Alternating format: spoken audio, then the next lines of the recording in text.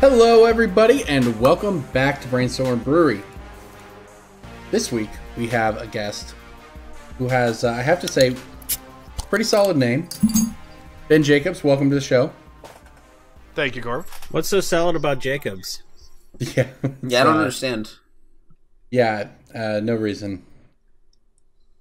Just seems like when you most people named Ben tend to be awesome people. That's all I'm saying. Are you trying to dox your kid right now? You already posted his address online. What's next? Yeah, I love how JJ, when he posted the episode last week, had to repost it after he doxed me. By not editing no, we out said the he could address. leave that in. Oh, no, that's right. We said he couldn't leave that in. No. We $1 specifically patrons. asked him to, take it out and not dox me. But that was crazy last week. The feedback was interesting. I threw it away. I felt weird about it and threw it away. And then Q spoke up in Discord, was like, "Oh, it doesn't matter. I already scanned it. I've got it forever." I was like, "All right, man." It made me just a little uncomfortable to have it in my house, so I threw it away. But yeah, anyway, so this week we've got a lot to talk about. We are award winners, you might have heard. Yeah, Corbin, why don't you tell us what award we won? So we're winners. We won an award from JJ at the MTG Strategist YouTube channel. Hosted a Content Creator Awards. I think it was the first of its kind. Content creators voted on a lot of the categories, and there was a fan-nominated and fan-voted category for Best Podcast. That's the best category. Yeah, and you know what? Somehow we won, right? That was crazy. It was awesome. There's Pleasant Kenobi presented the award to us in the YouTube video. It's a physical trophy involved that we get a fight over, and trust me, I already mailed it to Jason. We are fighting over it. Okay, then come to my house and get it. Jason gets first dibs here. Okay, but I'm just saying, it's a team trophy. we could like challenge each other to like little bets, and whoever loses the bet has to give up the trophy.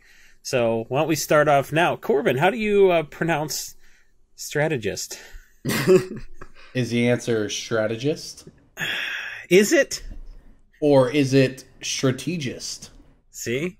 You don't know, and that uncertainty is why I got the trophy first. So, well, they don't call it Stratego as a game.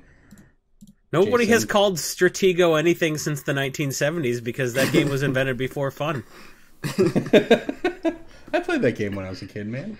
Yeah, exactly. Everybody did. And then then my dad bought me an Atari and things changed. Oh man, you are that old. Can we get I'm actually not that old, but okay. Can we get Marcel for a tiebreaker on the correct enunciation? Yeah, right. That would be. If there's anyone whose opinion we need to decide this once and for all, strategist. Hey, I don't want to hear it out of you, Scourge. Yeah, no kidding. So yeah, I mean, hit us with your ideas. We figured there's got to be some sort of fun game, fun bet, fun something we can do to determine who gets the trophy for the next whatever couple months at a time. Seems like a fun thing, but it's either we won. Thank you to everyone out there who voted, not just our patrons, but also I know they did a great job pushing it. But everyone who voted for us, it was really nice. Thank you. Unless you voted for us and you're still not subbed to our YouTube channel, in which case that's not somebody nice. Somebody sub to our YouTube channel just so every week they can thumbs down the episode, because it's always exactly one, and I admire that person's perseverance. No comment. Some people just don't like something more. Some people don't like things, right? They just spend all their time on the internet disliking things. Yeah. And that's what they like to do. And maybe they're doing that causes peptic ulcers to form. Maybe they're doing us a favor, and our YouTube channel needs X number of downvotes to be supposedly controversial or something, and that's what pushes the metrics. I'm pretty sure that the YouTube algorithm actually favors upvotes and downvotes the same. It just represents that someone felt strongly enough with your video to interact with it. So I'm pretty sure that in the algorithm, any sort of interaction works out to the same, or at least very similar. This is not great advice to be telling people. Not to be telling me. Wait till the next time I do a Brain Bites, and it's going to be and I'm going to go, look what this guy posted.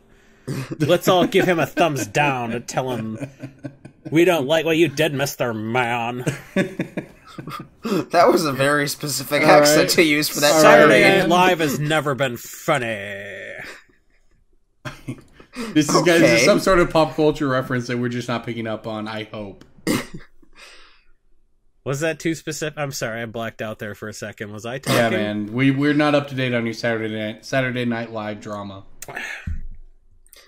Anyway, that was something we weren't going to talk about, but SNL did like a D&D. No, speaking of people winning stuff, those of you who have gotten a playmat from us at our $10 patron level know that the playmats are really well made. They're fantastic quality. They have that nice new playmat smell when you get them in the mail. And we always order our playmats from a company called Inked Gaming. I've used them in the past for my custom playmats, and we really like their product, and they really like our podcast. So we got some swag, actually, from them to give away. We have a binder here that says 40 Life is where the real magic begins. Nice.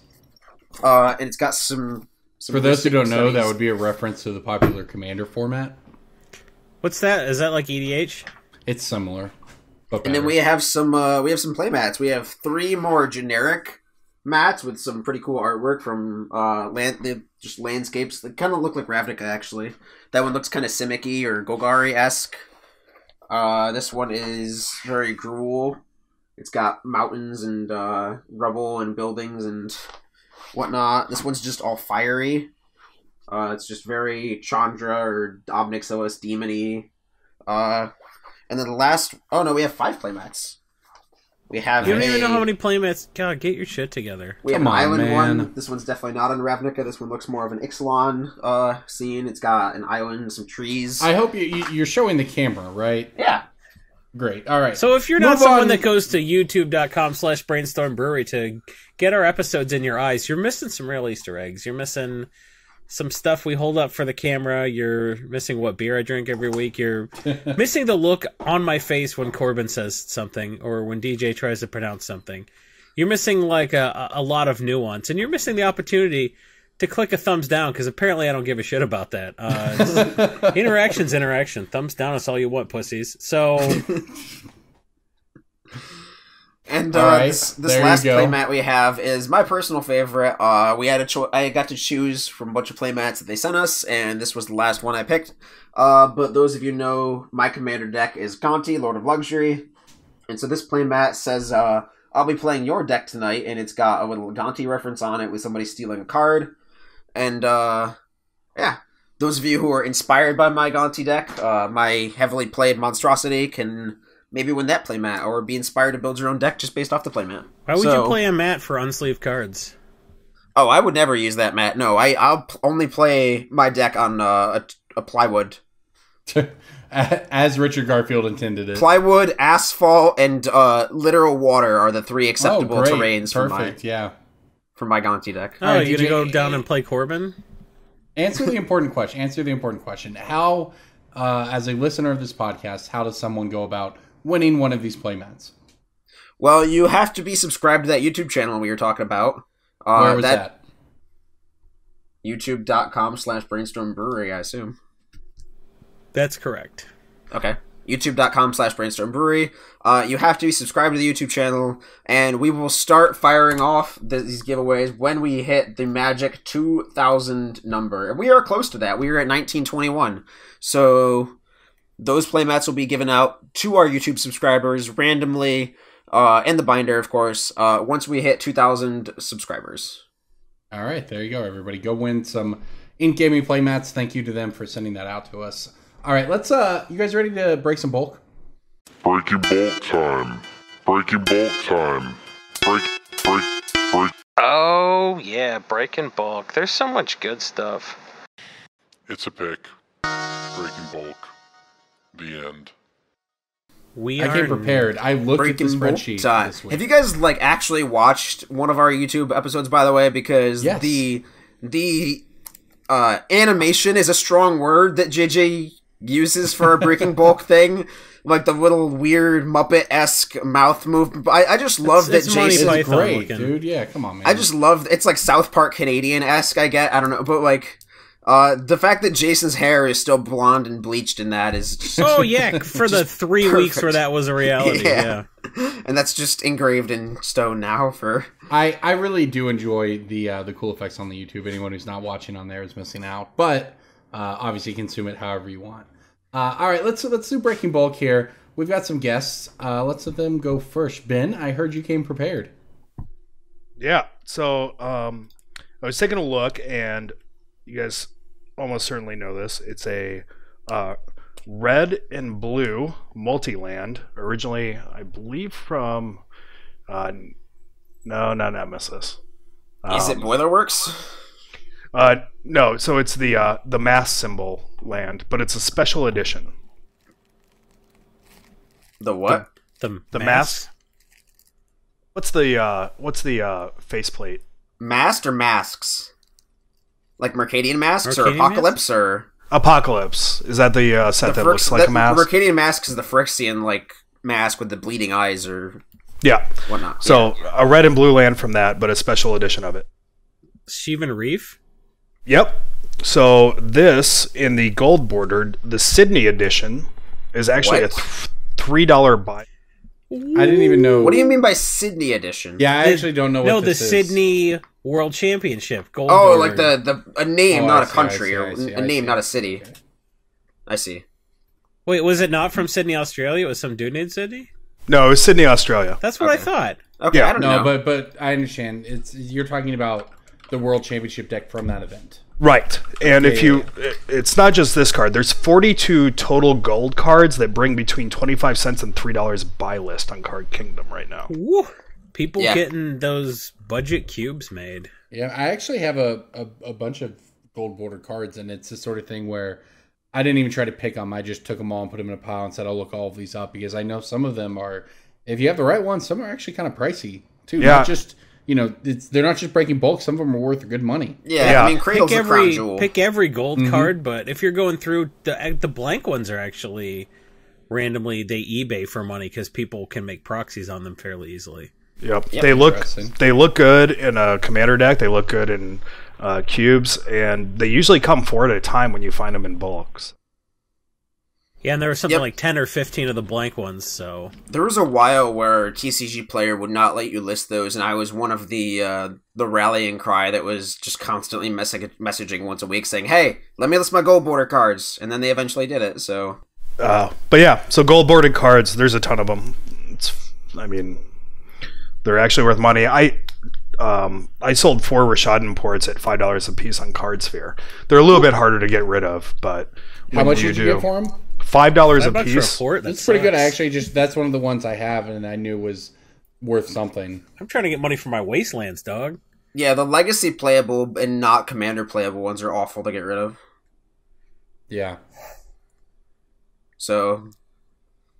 But yeah, Chainer's Edict, Birds of Paradise. The Birds of Paradise Gold is a good looking card for an old art non-black Yeah, border because it's card. got that 5th edition coloration.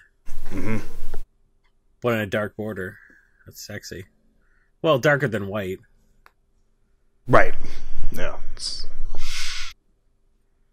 that's my breaking bulk. Who wants to go next? Some tasty bulk. I have a Mercadian Masks white uncommon. Is it the... Corbin, what is it? Not Charm Peddler, the other thing.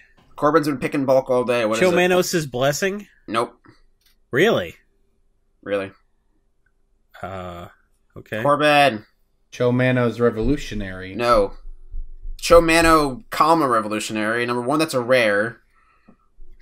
You're so bad at this, dude. I didn't know he was talking about... It could have been a rare. You're right. It's never... It is sometimes rare. If it's rare, we specify it. Okay, I'm sorry. I didn't also realize said you were uncommon. specifying. No, I said uncommon. I said Mercadian Mask white uncommon. I love how mad you are, DJ. Because Corbin's a meatball. He's always been a meatball. You're acting like this is new information. Got him. All right, continue, DJ. Continue guessing. You have the meatball's permission. We all really want to know, man. Is it uncommon? Yeah. Oh, I was guessing. Jason common. might actually get it. White uncommon Mercadian Masks. Is it the thing that gives your creatures lifelink? Yep. What's that called? It technically Noble does not give them Purpose? lifelink because it only says combat damage, but yes. Yeah. Noble Purpose? Noble Purpose says whenever a creature you control deals combat damage, you gain that much life. Cool. Nice. And it's like 2 mana less than the thing that gives them double strike and actual lifelink. Yes. Well, it's 1 mana less. True Conviction is 6 mana, and you pay 1 more to give them double strike. Ooh. But you would also have to pay $3 more to give them double strike. So that's true. This one's for the penny pinchers. Yeah, it's a good spread on that one. I mean, why not just play both? And this one is it's not lifelink, so it doubles up. So you give them lifelink, and then you give them combat damage lifelink, and then you get the triggered ability off, like on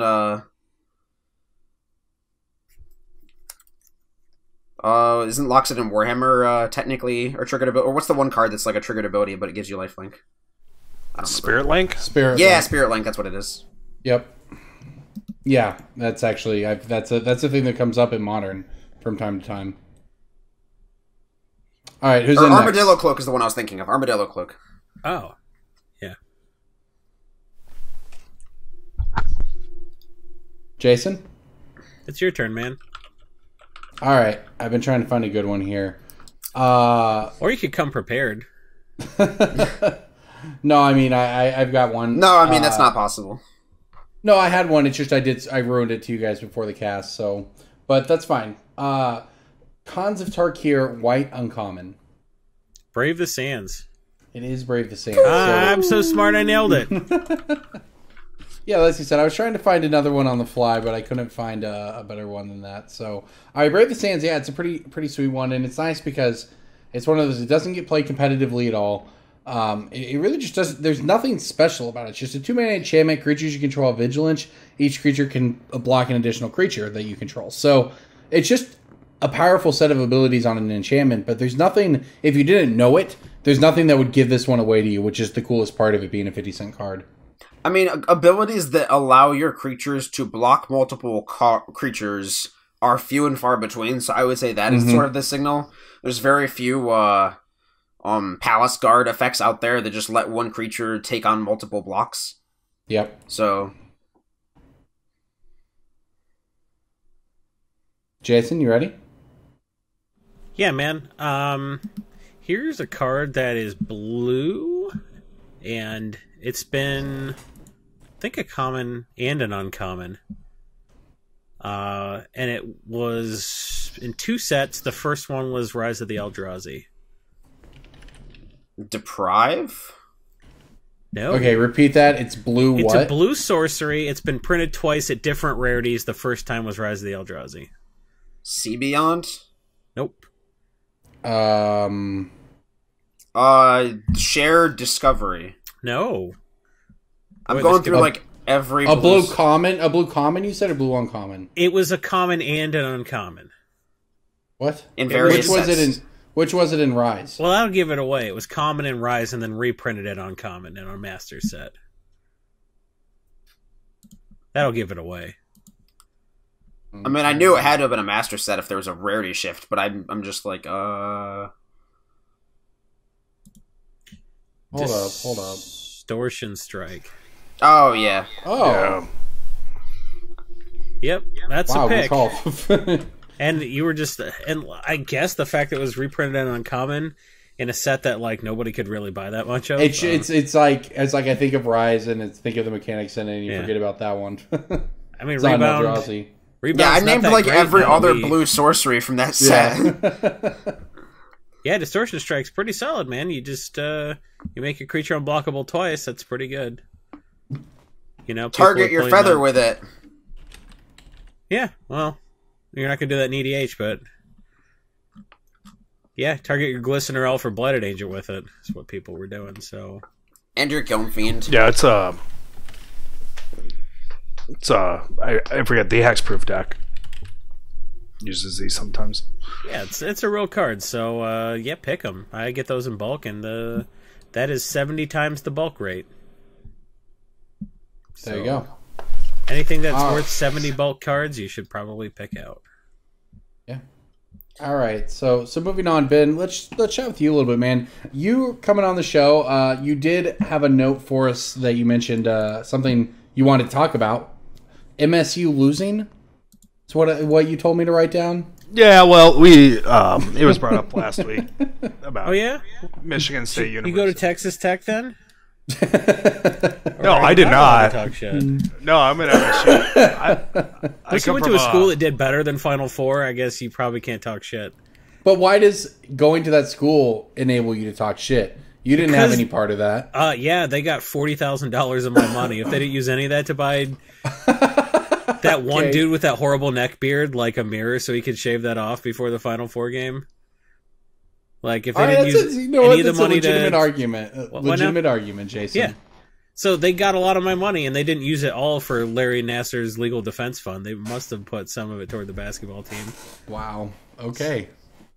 So, therefore, I contributed directly financially to the victories.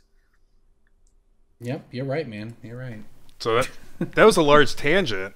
I don't think... we don't do those here. I'm actually a big MSU fan. I went to MSU, and a lot of my family members did. So I was sad. But I did want to point out that it was noted tonight a tortilla got thrown on the court at a basketball game. Okay. That's vaguely racist, I think, right? I have no other information. That's all. I would love to be a guy that throws like a weird non-ethnic food just to like confuse people. This is great. So Ben comes on the show. He's a patron. That's why he's here, and we really appreciate his support and him coming on. And we say, hey, what do you want to talk about, man? We're going to give you some time. The floor will be yours. Any questions you have, any topics you want. And this is what we got. Tortillas, the national championship game. Oh, rest in peace, sorry. Solar Are we just guy. going to, like, criticize I'm in. how he wants to... I'm in for it.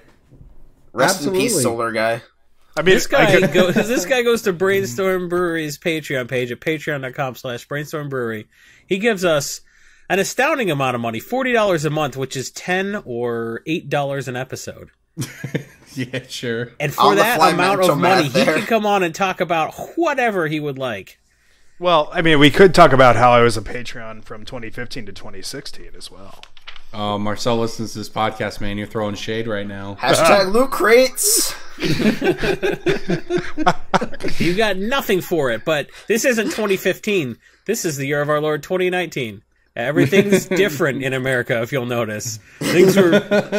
We all got complacent. Barack Obama was president, and we're like, things are going to be good forever. Let's make loot crates for all our friends. And now, things are radically different. The rest of the country's suffering, but not our patrons, because for $40 a month, he gets every tier below him, up to and including this handsome drinking glass. He gets the tokens. We're getting new tokens commissioned. He gets the playmat, and he gets access to the Discord channel, where there's a lot of talk of tortillas and not always in a basketball context. So all of those things could be yours if you go to patreon.com/Brainstorm Brewery and give us the smallest increment of cash money per month, not per episode, per month. All right, I'm going to add this. This is a big reveal for anybody on video. Look, everybody. Envelopes, dozens and hundreds of them. I'm almost done. He's sending out the almost ashes. Done. So are you sending out the flask and the ashes? Yeah, all of it, man. It was a lot of work, and I'm not done yet. But I'm only 3 months into 2019 for the 2018 patrons. Hey, you know what?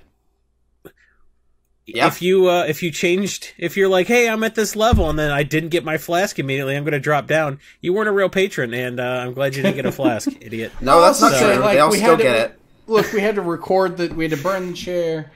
We had to record it. We had to release it. We had to get the ashes. It was an ordeal. But Corbin had to find a great weekend for 5 people to come over and help him do 2 hours worth of work. It was a lot more than that, actually. He had to buy a printer. He had to buy a printer. Is that not astonishing? They don't just sell those anywhere. You can't just go to printers.com and get a printer sent to you with next day shipping. Oh, turns out I'm on printers.com right now. I'm actually going to buy one with your money that you contributed to patreon.com/Brainstorm Brewery, because we are not banking any of it. We spend it on legal fees. We spend it on you. And we buy printers that we only need once. So thank you so much for being a patron. You're what makes this show worth doing. Because we all hate each other and would have stopped doing this podcast a year ago, probably, if the Patreon weren't doing so well. So, that's the truth. If you were the one person that thumbs down this cast every week because you hate it, it's your fault, because you probably give us money too. So, thanks for subscribing. All right. How about Magic? We have an email from a little while ago that I'd like to get to. We never really got a chance, but it's a good email. Was it from the first time Ben was a patron? Not that long ago. Hey guys, I haven't got my loot crate yet. And I pay $40 a month just to say I got you, fuckers. 2 years later. That's the real victory. So this is about the London Mulligan. It's from a $10 patron named Ben. Frank Karsten's recent article, recent being this email was sent March 14th, puts getting Bazaar Baghdad in an opening hand using the London Mulligan at over 99.2%. He said the card should be restricted if the London Mulligan comes into effect, this being because Bazaar is absurd in vintage. I have a good Bazaar in my cube. Is there any merit in selling it if you believe the London Mulligan is a shoo-in, and will it be restricted? If all vintage decks put 3 Bazaars on the market, what would that do to the price? Obviously not. If restricted, the card's price would increase, so it's not without risk. I'm mostly looking at how much saving there could be if this comes to pass. Thanks for the great content. When do I get a piece of Corbin's chair? Smiley face. I don't think that you are going to, like... It's a couple dozen Bazaars that might go on the market. Yeah, right? Like, Bazaar's price isn't going to... It's still a reserve list card, so, like, it's not going to be... It definitely does... dampen the future growth of the card, in my opinion. Yeah.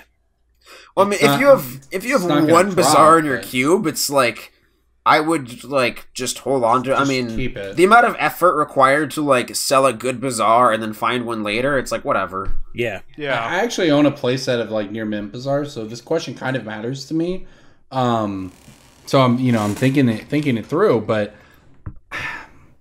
I don't think that the price is going to drop, but I don't think the price, if it got restricted, would go anywhere. It would probably just plateau at $1,000 or whatever it's at, $800 to $1,000, and it would just sit there and never move. And it'll still be it because it's a reserve list iconic card, but it's not going to hit $1,500. It's not good in old school though. It's not good in old school. It's not good in EDH. I mean, it's like okay in EDH, but it's not stellar. It's all.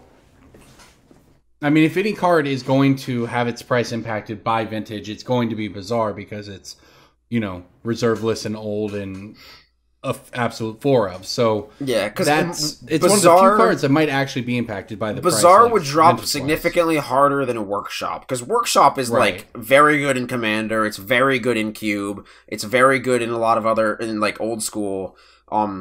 I'm pretty sure. But would it actually drop, do you think? No, that's what I'm saying. Like, Bazaars or Workshops would get snapped up quicker than Bazaars would. So if Bazaar was restricted, it would drop more heavily. But it is not going to drop heavily to the point of, like, being worth it for you to go through the effort of selling one and buying one X months later. So. Yeah, sure. I think thanks for the patronage, Ben. No. Other Ben. Oh, that was Ben, too. I was going to say, just for the record, there's 12,000 of each Arabian Night Rare printed. Ever, and there's 25 million Magic players, so I don't see it. What was that number you said? How many? There's Arabian Nights print row is 12,000 of each rare. You saying there's 25 million Magic players? Yeah, that number's accurate. Yeah, that seems high. Well, maybe 25 million people have ever played Magic. Magic? That's the that's the number, man. It's the number Wizards is selling people right now. Yeah, cool. We're not talking like tournament players. I mean, they're Arena 25 million current players. Yeah, Arena's because no one ever quits. Which, they were saying 20 million for a long time, and now they're saying 25 million. I mean, it's just how they classify. It's like it doesn't matter. It's some vague thing, but it's vague and arbitrary, just like all the other industry. Yeah, it's marketing material, but when you run those numbers against something like the known print runs of some of these early sets, right? That's all I'm saying. All right, that is not a lot. Rapid fire, $20 Patreon member question and Patreon items from Kenneth. Good morning, Brew Crew. I have 2 things for you all. I love the general feel of the podcast. I laugh my ass off so often when I listen to the cast. Can you do more of the general banter? The finance stuff is okay, but the reason I keep coming back and supporting is the cast. That's what I'm saying. Let me tell you, is that you are part of a faction, and there's another faction that feels the exact opposite as you do. So regardless of what we do and which direction we go, people hate us. It's great. It's wonderful. There are people who are like, why don't you just list off all the MTG stocks cards? Stop having fun. I mean, to be fair, you're clearly, making a caricature. You're straw manning that argument pretty hard, right? Are we? In the defense of the other crowd, yeah, you are. Well, I don't want to defend anyone who stopped listening to this podcast, so. And look, number 2, have the vials of ashes and flask been sent out? I have not received them as of yet, but I have heard you talking about it. Yeah, we sent them out already. Did you not get it? Maybe you need to open up a second Patreon account at the same level just to make sure. Well, no, these are the legacy perks, so he won't get them if he opens up his second Patreon account. Look, there must have been. Why would you tell him that? There must have been an error in the mail. Maybe the intern fucked it up. Look, we'll get to the bottom of this and we'll get it sent out to you real fast. Just wanted to follow up from Ken. Look, yes, they're going out, people. I promise. They're behind me. It was a ton of work.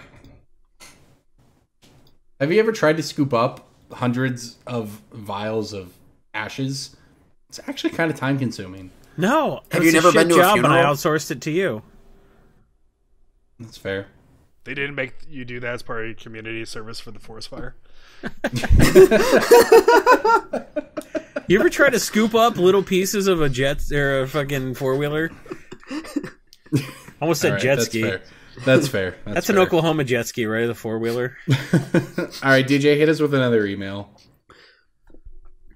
This one, I'll pick somebody different this time.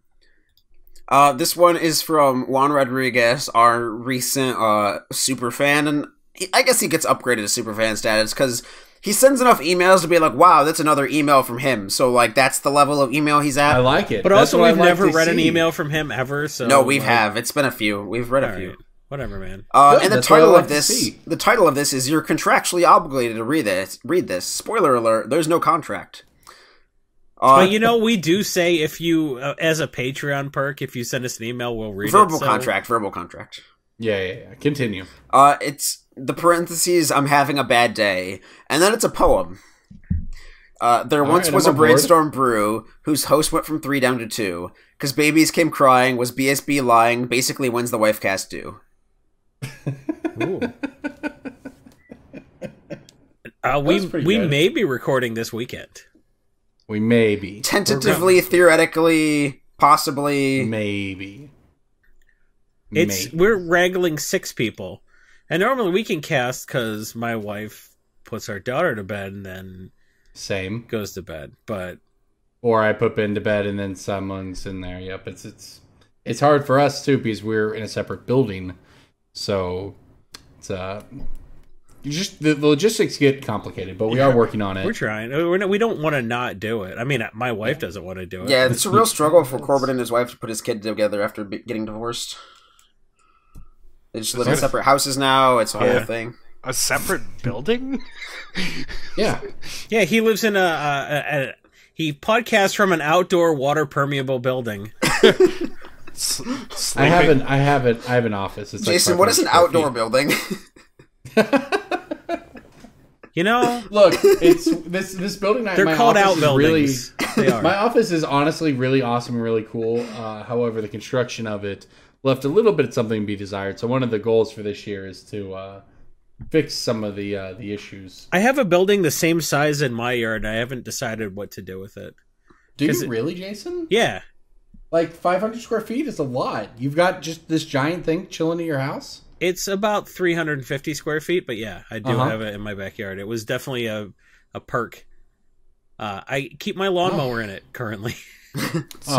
Well, ours was always indoors. It didn't have air conditioning or anything, but we, it cost us money. It cost us a lot of money, but we put air conditioning, heating, and air unit in, redid all the floors, redid all the walls. And we're finding out, as the years go by that there were some structural problems with it that are going to have to be fixed, but yeah, it's a completely livable place. You can sleep out here now. So if you subscribe to the Patreon and get good enough in Magic Finance, you can own multiple buildings. and do you know how many toilets this palace of a house I live in has? 4 of them, all complete. Well, that's the one thing in my office that doesn't have a. JJ, can you bleep out Squatty Potty? They don't deserve our. They don't pay us anymore. Hey, you know what? They paid us way more than we deserved. Way more than we ever thought. So. Yeah. All right, let's move on. You're next, Buffalo Wild Wings. When are you going to sponsor this bullshit podcast? No kidding. Please, if we know anyone who works there, surely somebody out there works at Buffalo Wild one Wings. of them. Come Come on, hook us up. We deserve it. Oh, I know the CEO. Why didn't you just ask? All right. I mean, we had somebody on the cast who knew the CEO of Teespring, right? Yeah. That didn't work out very well. You know what? Actually, an update on Teespring. Really? Marcel set up a recurring thing, and I think every 2 or 3 days it closes and refreshes. So if you just want to do a non-campaign thing, you can get a decent shirt, like, with a good design that's not going to look like garbage, and you can get a good hoodie. And I think that's it. It's just a t-shirt and a hoodie, but yep. I think it re-ups every 2 or 3 days. So you just go to... the link that's in the show notes. Yeah, the link in the show notes. There you go. Yeah, so you actually we don't need to do a campaign. You can at any time buy a t-shirt or hoodie from Teespring. It's pretty sweet, actually. Yeah, it's it's just like we don't make any money on those. Teespring has a thing where you can like crank the price up so that you profit every time you sell a shirt, but we're not about that life. We cranked it all the way down, so we're making no money, but you guys get a cheap. And the shirts are pretty nice. Well, they're not cheap. They're good reasonable quality, but they're affordable. It's an affordable. Like the It's hoodie's cheap around for what it $20, is. and it seems like that should be.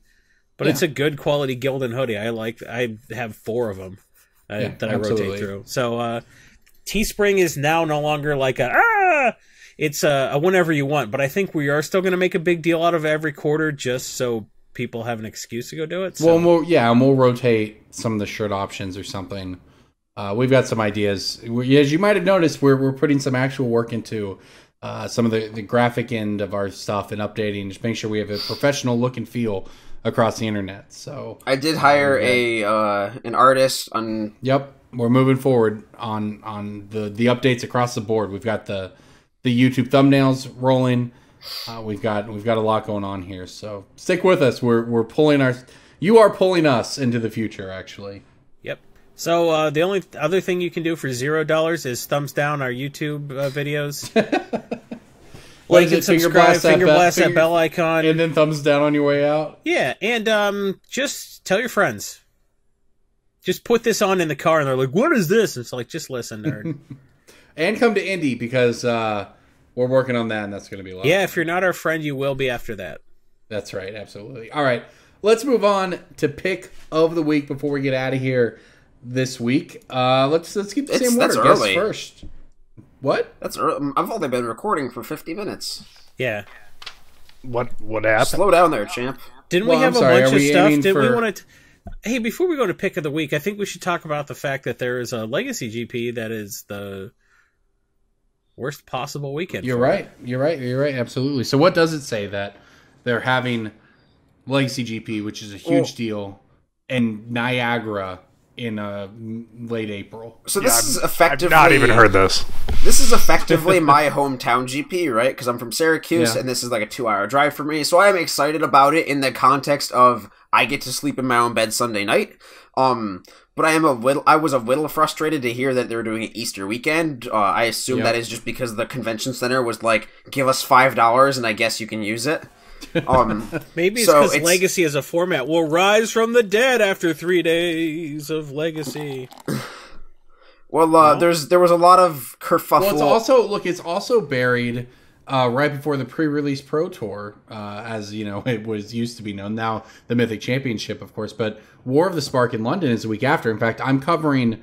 I'm going to be the only coverage too, right? I'll be the only coverage in the world of this Legacy GP, and it's a lot of pressure from the Legacy community, to be honest. But I'm going straight from that to the Mythic Championship in London. So they even buried it in the schedule a little bit in terms of what's grabbing the headlines and where people are choosing to go. Well, there was a lot of frustration from the Legacy community saying that it was awful and that was a signal that Wizards was trying to snuff out Legacy.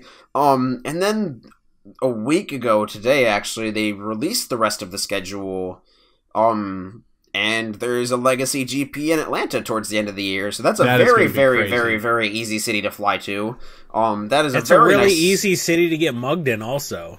Yeah, it's also a very large Legacy community. One of the people, BJ Ogden, who many people might know is the guy with the long curly hair on stream at the GPs, but he streams a lot as well on coverage. He lives in Atlanta and plays a lot of Legacy. And he's told me about it. They get hundreds of people down there for Legacy tournaments. So Hot Atlanta! Hundreds of people. A GP in Atlanta Legacy, it's going to be packed. Yep. Yeah, that should be packed. So I am hesitant to believe the Magic is dying crowd yet again. Thanks for the update, DJ. I'll buy your legacy cards for 70% of TCG low if you really want to get out of a dying format. No one took me up on that the first time when everyone's like, they're not doing the SCG Classic Legacy Tournament anymore. Weird. I am excited that Syracuse gets 3 opens this year. Oh, that's SCG nice. released the rest of the SCG Open schedule. Syracuse gets another Legacy Open coming up. And I'm excited because that puts us up with some Oklahoma City gets a GP this year. Detroit gets a DP because they learn nothing.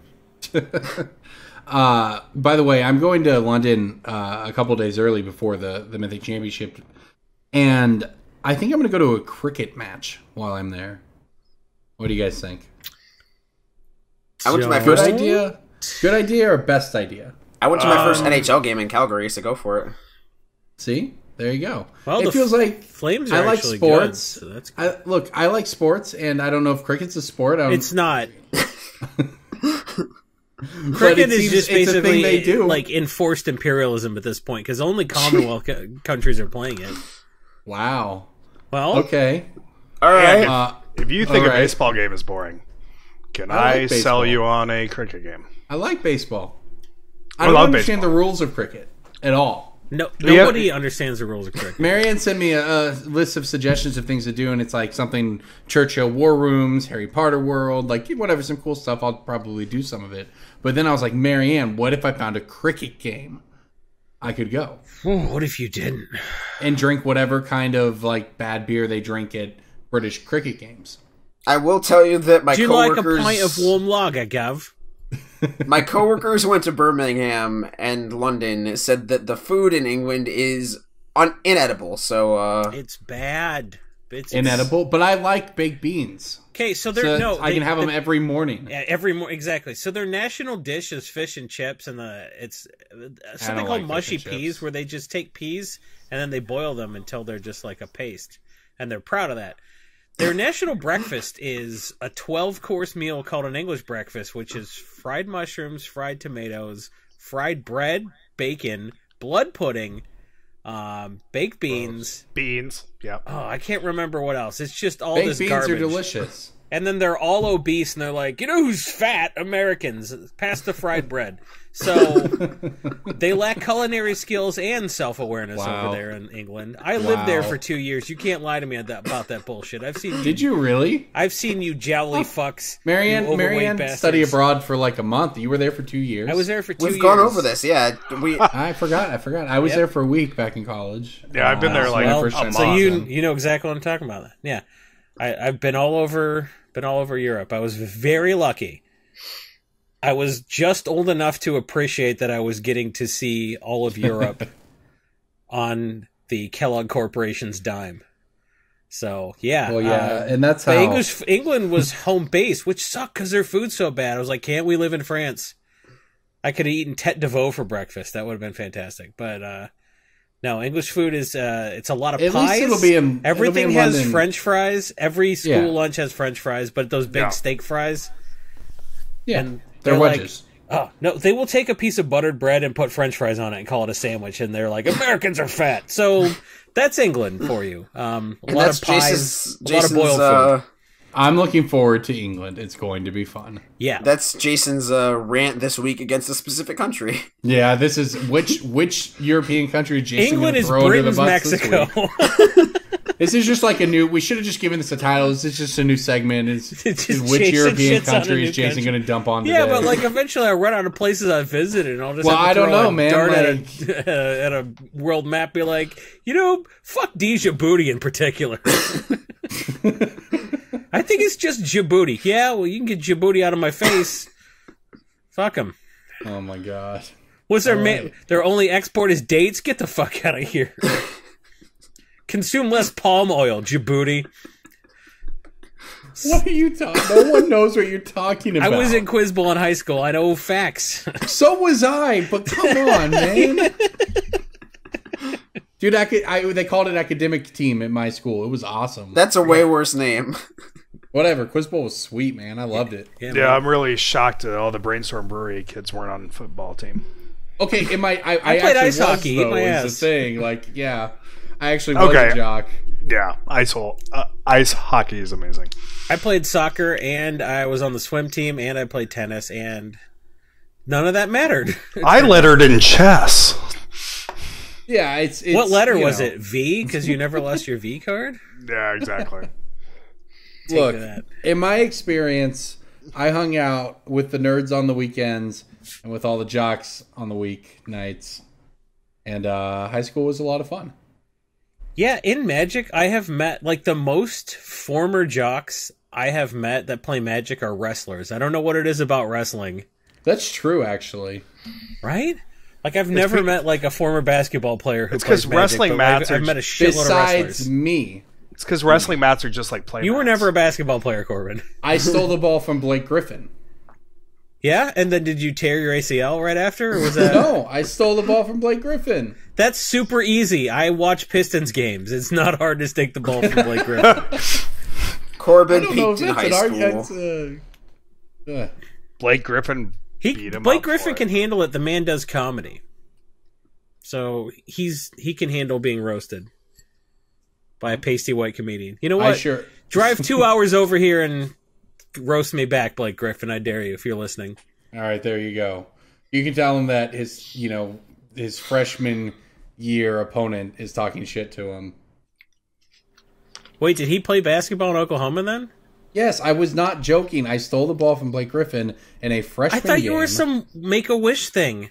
Dude, I played where like someone saw you and just assumed you were terminal. And college against good basketball players, including Blake Griffin. And you stole the ball from him. I did. Dude, I bet he was mad. I mean... He had to run stadium stairs after that. He's like, you let that pasty honky steal the ball from you? Do some stadium stairs.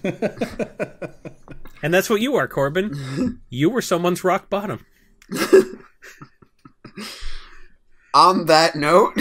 He worked twice as hard and then still ended up on the Pistons. I was one of the better players on my team. I don't think I was rock bottom.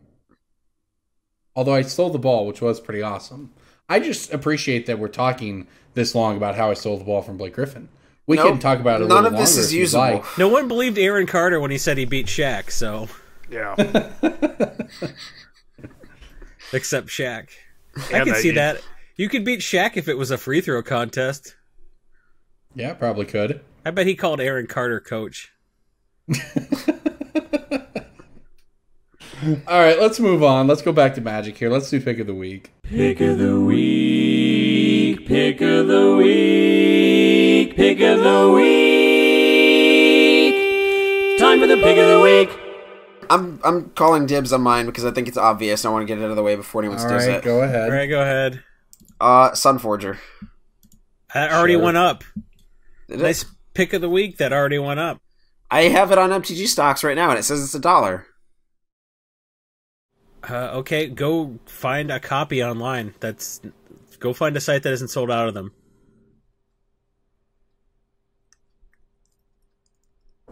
DJ sucks at this. While we're waiting, my pick of the week is predicated on the same thing, the spoiling of Feather, which was the Command Zones spoiler. They deliberately sandbagged a bunch of good ones. Like, Amaze got that... Yeah, no kidding. The flying Sacred Foundry full of angels.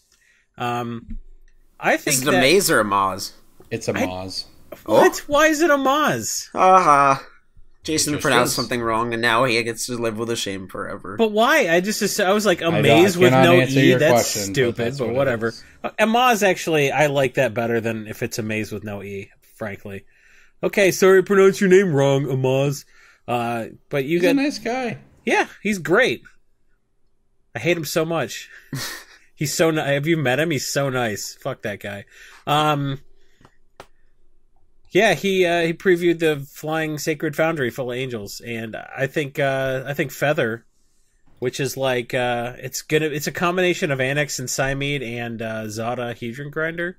It's gonna do crazy things in EDH because finally you get to spell cast and attack, which is like it's crazy. And you get card advantage, because when you cast a spell, it targets one of your creatures. Card is nuts. Goes back in your hand. Feather's just dumb. And I think Seize the Day is probably a card you want to be playing, because you can get 2 combat phases every single turn with Seize the Day. And it is reprinted in Ultimate Masters. It's under $1, and I think the foils are a good play, and it's in 4,000 decks already before Feather doubles that number. You heard it here first. So, Sunforger, obviously, that's a card that people targeted right away, because Sunforger is obviously nuts to go find all your little cantrips, all your little tricks, all your little Crimson Wisps, and your what have yous, your shelters. All the stuff that like protects Feather, keeps it from dying, and draws you a card that you can play every single turn. That's pretty bonkers. I like Seize the Day a lot, but honestly, just go to EDH Rec and look at Annex and Siamese decks and Zodahedron Grinder decks, and you can kind of get a sense of what's going to get played in that deck.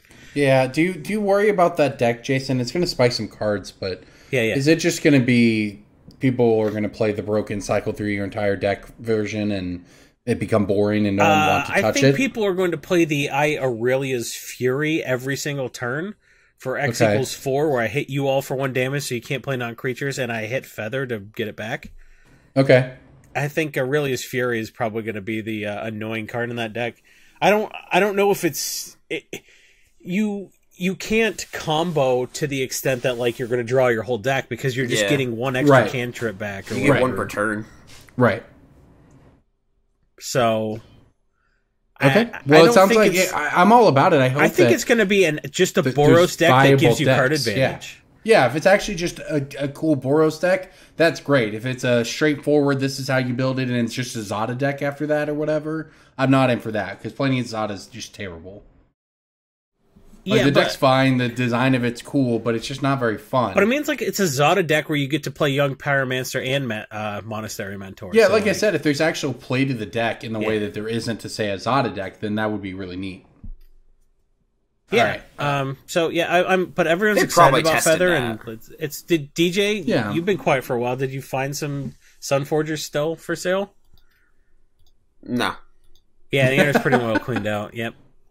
So EDH is turning into like Shark? What? What's that? Did you check Card Shark yet, or should I? Don't check Card Shark. That was my first thought. I had to make a new Card Shark account to buy from people who blocked me when I used to sell there 6 years ago. So nice work. Yeah. Beat the system. All right, Ben, what do you got? Suck it, Great White 4.5 rating. I'm not going to say your name on the cast, but you know who you are. Yeah, so I was looking. This one has been picked before. It was about a year ago. Okay. Altar of the Brood. This is a cons rare. These cons rares have finally gotten over the reprint size, or the print size that they had. Agreed. And it was picked about a year ago. In 2017, it was bulk. 2018, it went to about $1 to $2. Now it's $3 to $4. If this doesn't get reprinted, it's an engine card. It's a mass. You think it's a buy at 4? I don't think it's a buy at 4. I'd wait till like 3 right now. It's at 3 right now. I'd wait to see if it comes out in the commander sets this year. It's hard because they'd have to make like a mill commander almost. Right, and do you see mass mill in commander? So I'm keeping my eye on it. I think there's a less than 1% chance this is in commander. So buy with that in mind. I don't even think you need to wait necessarily. Why don't you just buy the $10 Ugin's Fate promos? What do you think about that? Because they don't look better. I don't know why they're valuable. I agree, but they are pretty rare. So was Alt 4th, and Alt 4th doesn't look better than 4th. Wow, okay. And it's not worth that much more. So yeah, but this is it's an engine artifact. There's tons of combos. There's a treasure token generation now that there wasn't back then that can just drop permanents like crazy. So I'm keeping my eye on this card. As much as I threw this out during draft, it's quite a card. All right, I'll go next. What people may have lost in the War of the Spark stuff, everyone's obviously geeking out over Planeswalkers, but there's another mechanic in the set, and that mechanic has to do with zombies. And Death Baron's still in standard. Core set 2019 Death Baron has climbed from $2.50 to $3 over the past couple weeks. But it was a GP promo.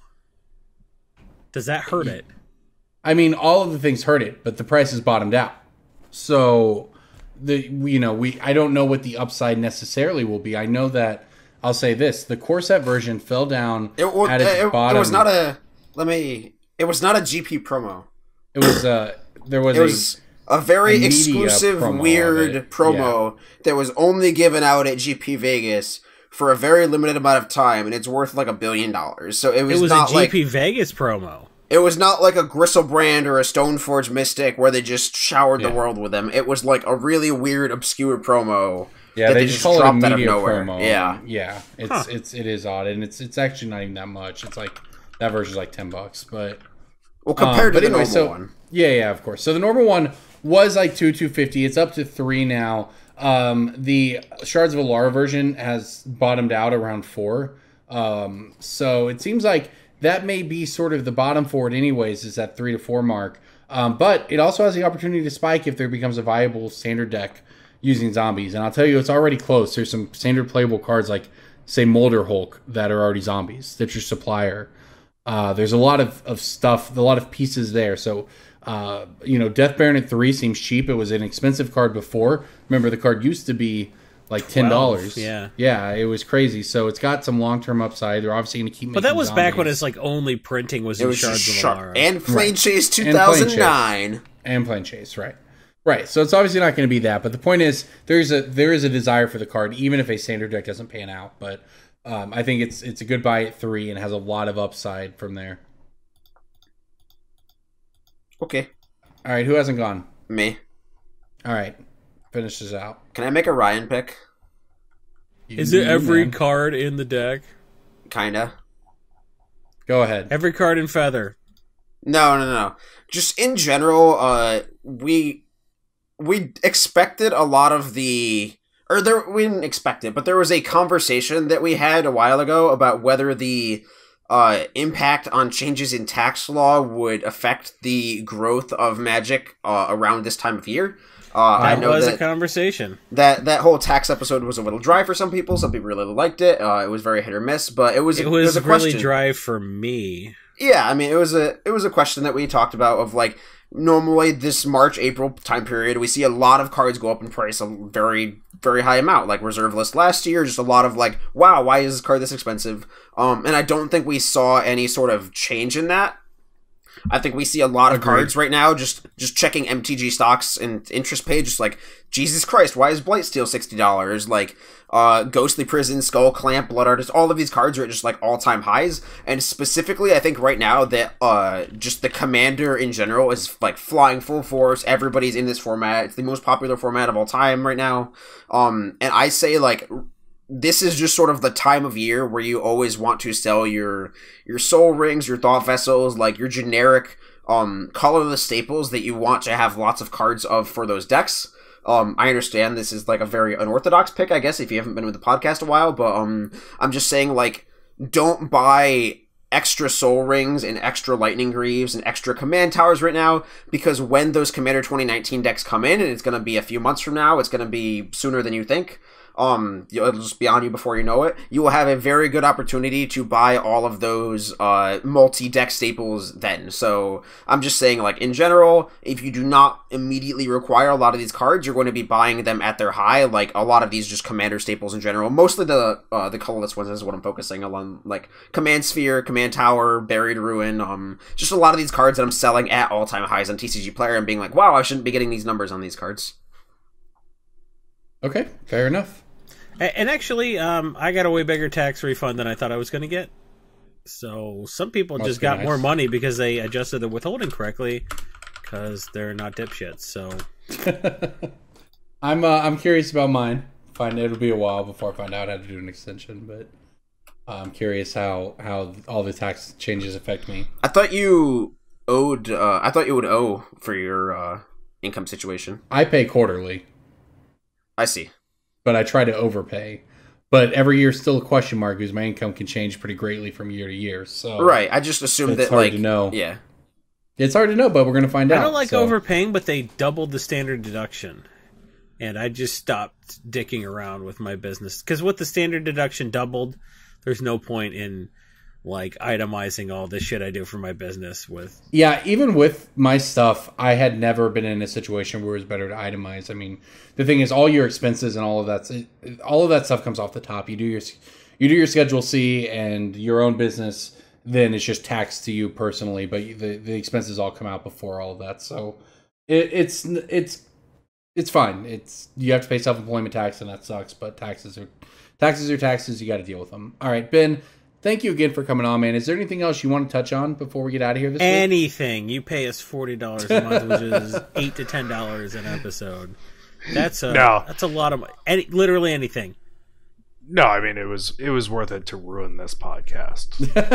You didn't just ruin this episode. You ruined this podcast. This podcast, it's over. Right. Sorry, just this episode. Yeah. No, thanks so much, guys.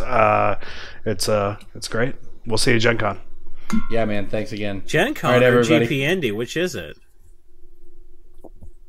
Our party's at GP Indy. We'll be at GP Indy. I'll be at both, I assume. There you go. Ooh, look at me. I don't have a kid, so I can just go to Indianapolis twice. Dual income, I want no all kid. the shrimp cocktail. I don't buy Harry and Izzy's shrimp cocktail sauce at Costco and put it on Ritz crackers and cry because I haven't been in Indianapolis in 2 years. Ooh. That's how you sound to me. Was that too specific? That's how he sounded to me too, Jason. Was that too specific? My brother used to live in Indianapolis, and I would just I'm 2 blocks from the convention center. I'll walk, and now it's like I can't even go. I'm like, please, sir, can I have a chrome of Indianapolis? And nobody's selling. All right, there you go, everybody. That's it. Brainstorm Brewery. Good we'll see you all in Indy, one way or another.